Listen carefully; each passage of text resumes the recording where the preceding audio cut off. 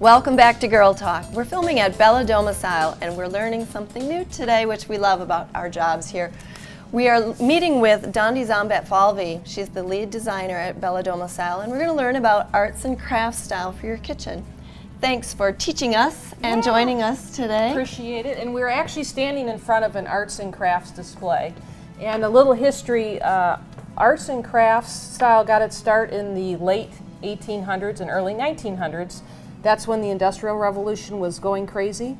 And the reputation of mass-produced goods was not very good. And so the arts and crafts style was kind of born of getting back to nature and getting simple design and showing craftsmanship in the materials and the cabinets and the furniture that was built. That's beautiful. So, thanks. So some of the elements that you'll always see in a craftsman arts and crafts display would be very simple lines. So if you look at these doors, you'll see a very simple line, very simple edge detail.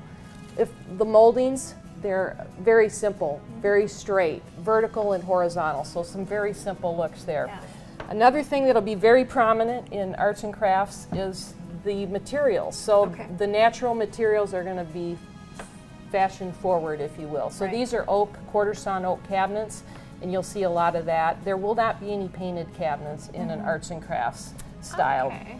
Interesting. Yeah, I was wondering some of the details that make it arts and crafts, and so that's one of the things. So it's going to be real wood. Real wood. Not painted. Very simple lines, and if there is any ornamentation, it's going to be very geometric. So if you look at the doors up here, the mullion doors, see it's a very simple, very rectangular and square. Yeah, I was just going to ask you, what kind of doors complement arts and crafts style the best?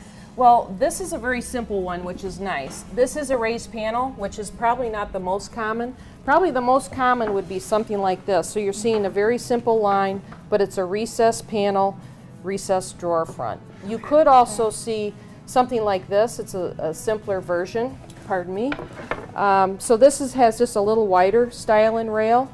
And then also popular would be just a plain flat, just a plain flat. So once again, We do like the more kind of simple.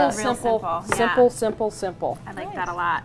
So let's talk a little bit about the molding details. You mentioned some of the tops that we see. How would a client choose which molding detail they like, and just how to incorporate that into the design that they're choosing? Well, even within that style, there's still always going to be options. Okay. So just to show you, this is a very traditional crown molding with a rope. So you can see the difference here, very simple line. Right. Now if you wanted to do something a little different with an arts and crafts, this is a very simple crown molding that you could do. This is an ornamentation that might be on a crown molding, so you can see very geometric once again. So that's more like an addition that you could put into one of these options. Exactly. Potentially. Okay. Exactly. Kind of jazz it up a little. Exactly. Perfect. And you were mentioning the ones over there too. Yeah, so these are, a lot of times we might use table legs, chair legs, so you can see the one on the end there. This one, right? Very square, simple lines. It's tapered at the end. Now compare that one to the one on the left there. left, Very kind of that turned post leg. So obviously you wouldn't mistake that turn post for something very simple.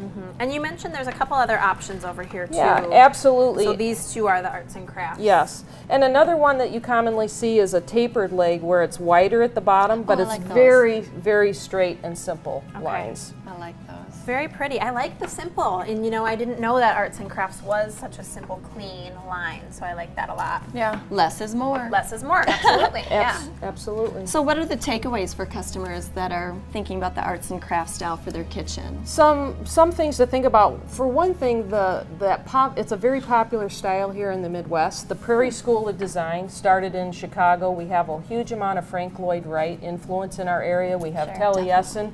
So it's a very popular style here in the Midwest and in Wisconsin in particular. But another neat thing about the style is by making some simple changes. Here's an example of a very craftsman hardware. It's hammered. It's showing the craftsmanship, very kind of a rustic. But if you would change a few of the details, say go to a simpler line with the hardware, go to a more streamlined crown molding, you can actually update the style to something that's very transitional. So it's a style that, if you kind of get tired of that, it transitions into the next.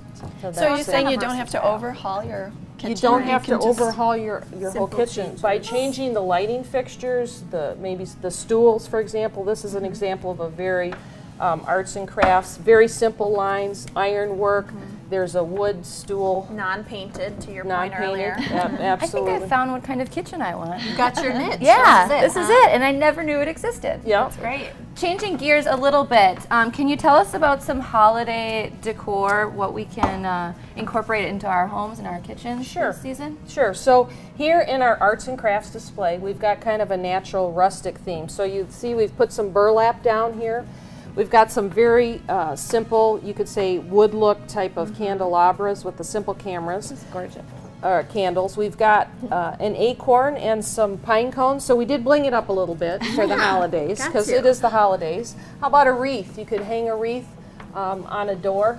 You got to keep it kind of simple in a kitchen because you got to work in the space. And I Right. love what you've done up top there too. Actually, that's right up my alley. That's mine too. Just a little few bling over the top. Yeah, key very things pretty. to make it really pop. Perfect. And really quick, I want to make sure we show off some other options. But will you show off your little find back here, Elise? Oh Pop my this gosh. open. We must. We got to show it off. I don't know if this is How arts neat and is that? crafts or if this is just Bella Domicile. Wonderful, but how cool is that? I'm thinking it's a Very drawer, I'm cool. pulling it out, and it just keeps going. It's so incredible. So let's now that we've showed off our little secret, let's check out some other options. We're gonna step aside. Okay, so here we are in a whole different setting from the arts and crafts. Tell us what this is and what you've done with the holiday bling here. This is a very contemporary, kind of ultra contemporary display, kind of a minimalist approach. So we're looking at very simple, but we're kind of highlighting some stainless steel with a pop of color.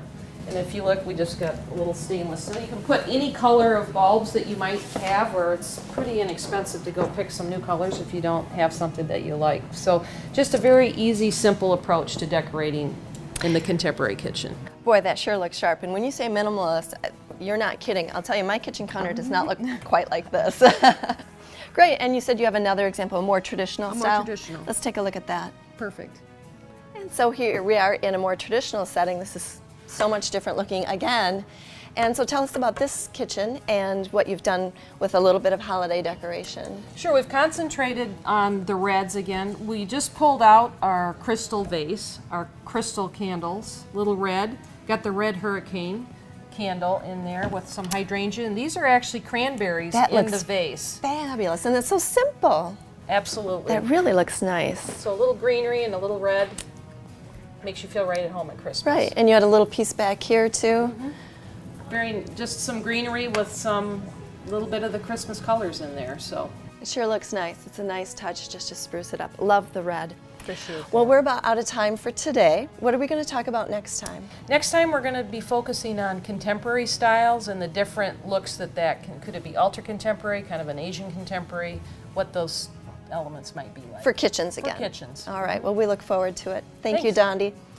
Thanks to all of our guests today, and thank you for watching Girl Talk. We'll see you next time.